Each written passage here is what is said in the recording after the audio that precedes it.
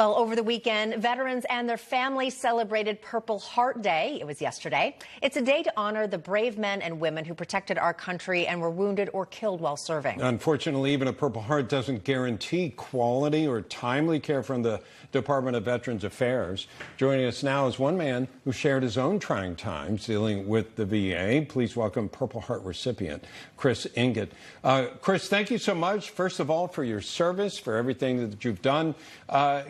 Tell folks what you did go through. Yeah, thank you so much for having me on. And like you said, I'm an Afghanistan combat veteran and Purple Heart recipient. I was injured in an RPG blast in 2012 on June 26th of 2012 in Kandahar, Afghanistan. And a lot of my aftercare when I came back to Montana was completed through the VA. And the problem that I ended up having dealing with the VA back in the early part of 2013, 2014, was that it would take 6 months to a year just to get an appointment. And when they finally would get those appointments, the issues that I needed to be taken care of weren't actually what the VA was interested in taking care of. And so I struggled to get the care that I needed back then. But in 2018, the Mission Act was passed, and that allowed me to get care outside of the VA.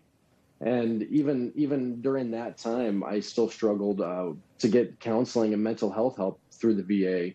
And when I first went to the VA in 2019 to ask to see a mental health professional, they told me that they couldn't get me in for 3 months. And I just had to explain to them that I'm not going to be here in 3 months if I have to wait that long to see a counselor or see a therapist to deal with the things and the reintegration problems of coming home.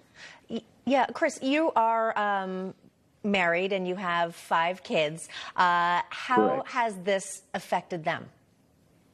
It's been a trying time, especially for my kids, because the father that left to go to Afghanistan wasn't the father that came home. And to not be able to do the things that I used to do, go out and play catch and toss my kids around and be their jungle gym, wasn't what I could do anymore. And so they had to learn what my limitations are at the same time that I have to learn what my limitations are. And so it was very, very, very difficult for them to accept the fact that this is the new reality of me coming home. And it's not just for me. I mean, since 1932, over 2 million people have been awarded the Purple Heart. So this is happening across our country with millions of people and millions of families that are struggling and have struggled to get their veteran the care that they need and the care that they deserve so that they can continue doing what they do best. Yeah. In your testimony you gave for the nonprofit group Concerned Veterans for America, a group you are part of, you said, quote, Correct. I was passed from provider to provider, having to relive the trauma I'd experienced with each new person I saw. I was so relieved when I finally got to go outside the VA for my mental health treatment. What do you think needs to be improved, and how can people watching this take part in improving the system? That's a great question. The GAPS Act is something we're working on very heavily right now. It's the guaranteeing healthcare access to personnel who serve, and it would codify the access standards that the Mission Act placed into regulation back in 2018. And what we're trying to do is put veterans back in control of their healthcare, and not a system and not a bureaucracy. Just like that statement you made, I'd have a provider that would come in, and I'd see them, and I'd talk about the issues, and then they would quit, and another person would come in, and I'd have to redo all of that and continue to work on those same things over and over and over again until I was finally able to get outside the VA. And I've had the same mental health professional for 3 years and not being able to switch it over and over and over again. And these are issues that we're seeing even with primary health care professionals, where you go in and you list your issues out and you start the process of healing. And then as soon as they leave and somebody else comes in, that process all starts over. So, Chris. And so we want veterans.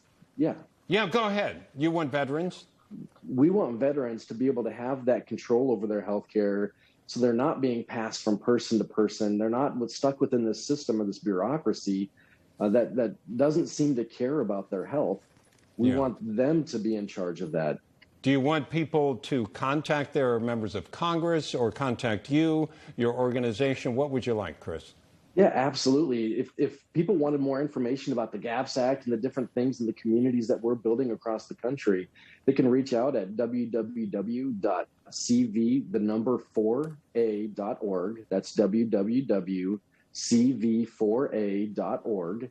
And we have petitions there that you can sign those, and they get sent to your representatives. They get sent to your legislators. You can connect with your concerned veteran rep in your area and start being a part of the community that is trying to put these healthcare decisions back in the veterans' hands. Well, we wish you the best of luck. I know that physically there can be challenges when you're injured, and mentally, obviously, which doesn't always get appreciated. So, Chris, Enget, thank you so much, sir. Thank you so much, Bob. I really appreciate it. You bet. Thanks, Chris. All right.